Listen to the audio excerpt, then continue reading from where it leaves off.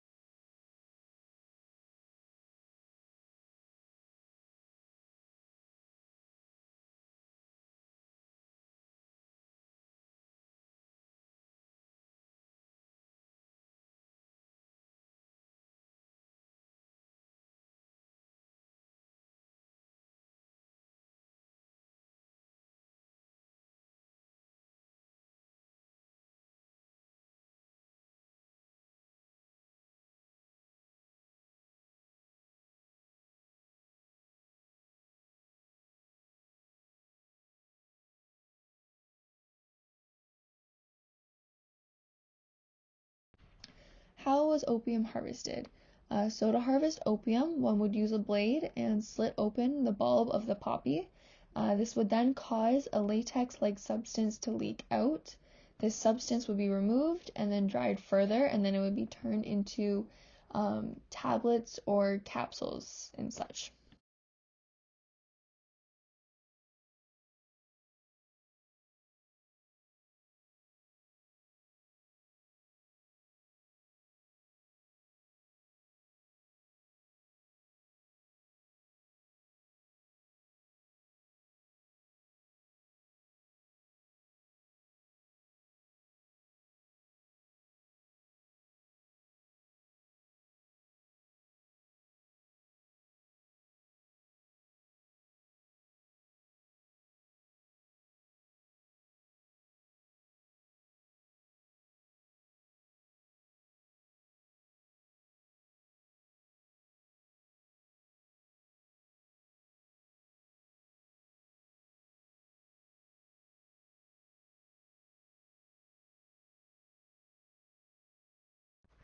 Opium could be consumed in several different ways. These include the inhalation of vapors through the mouth or the nose. It could also be taken in the form of a capsule or tablet, as well as juice or tea that has been steeped. It can also be taken or consumed through suppositories, as well as medical poultices and lotions and liquids. Drug trade has been around for a very long time, dating all the way back to 1000 BC. Opium was introduced to East Asia and China around the 6th or 7th century AD, and once this occurred, the ancient people began transporting it along the Silk Road. The Silk Road was active starting from the 2nd century BCE up to the 15th century, and it was a road that connected many cultures located in the Mediterranean. This includes the Minoans and the Phoenicians. It allowed for opium to be traded and moved across the Mediterranean Sea. Not only was opium traded through this route, but also the knowledge on how to produce hemp and hemp itself.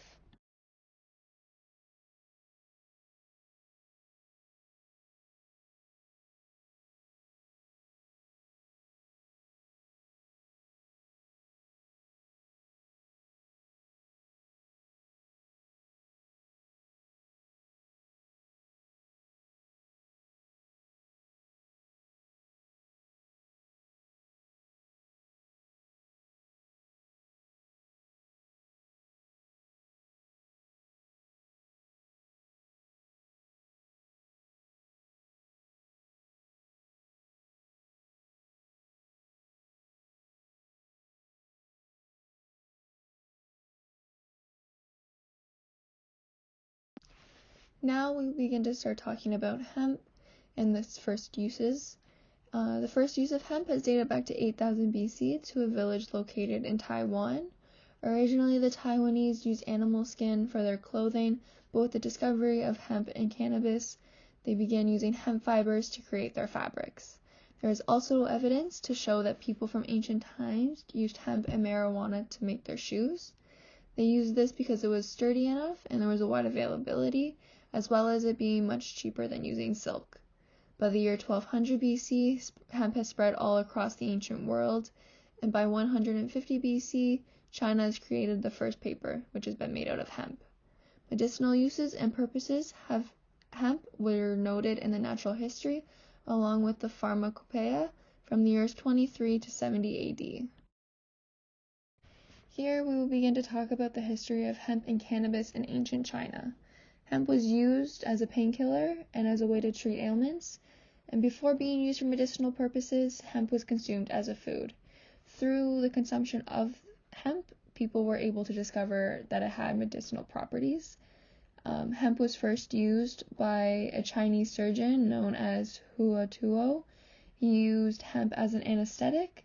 He grinded the plant down into a powder and then mixed it into wine. He then had his patient drink this, and then they were knocked unconscious, which allowed him to perform a painless surgery. Since we have talked about the history of hemp in ancient China, we will now discuss hemp in ancient Greece. Similarly to its uses in China, hemp and cannabis have been used to treat ailments in ancient Greece. Some of these ailments include dressing sores and wounds on horses, treating nosebleeds and expelling tapeworms in humans, and treating inflammation and pain in the ear. With the nosebleeds, one would use the cannabis leaves, which would help stop the nosebleed, and to treat inflammation and pain in the ear, one would steep the cannabis in wine or water and then use the warm extract from it and pour it down the ear canal, and this would help cure ear infections.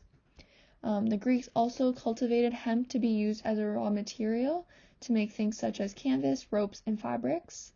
It has also been discovered that the Scythians used cannabis in their baths and inhaled the smoke. Here is a quote from Herodotus from the 5th century BC on the use of hemp.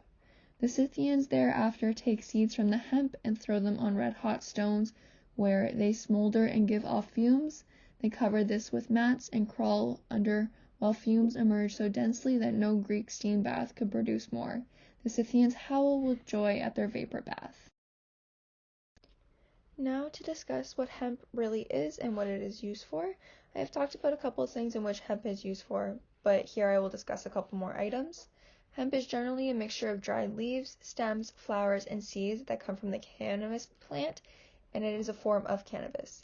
The difference between hemp and cannabis is that hemp contains much lower levels of THC than cannabis does, and hemp is mainly used for medicinal purposes as well as industrial uses, like stated before, for making and producing clothes, shoes, canvases, rope, and paper.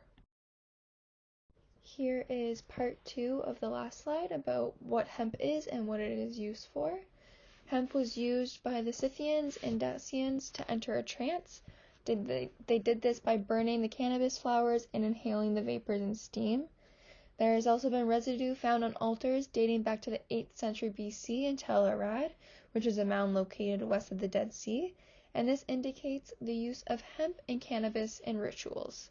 Also, according to Galen, in social or recreational settings, people would often use hemp as a way to produce joy and laughter.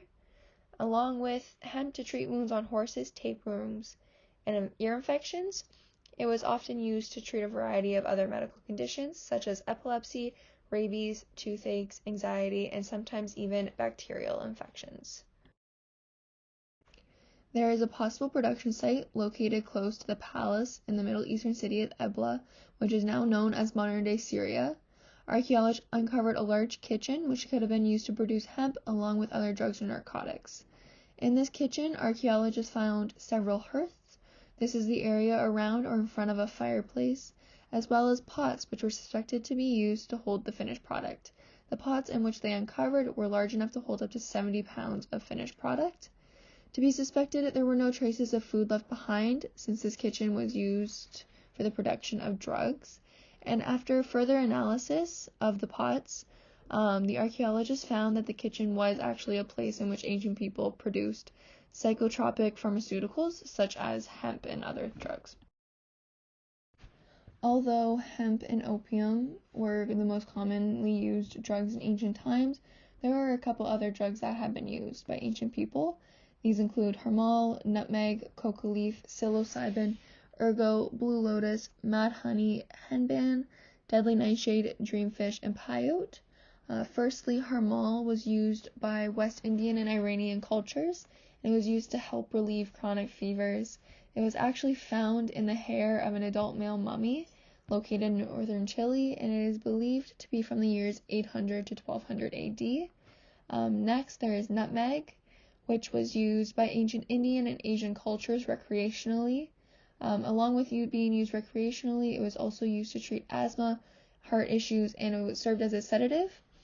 These ancient cultures also believed that this spice had magical or special powers.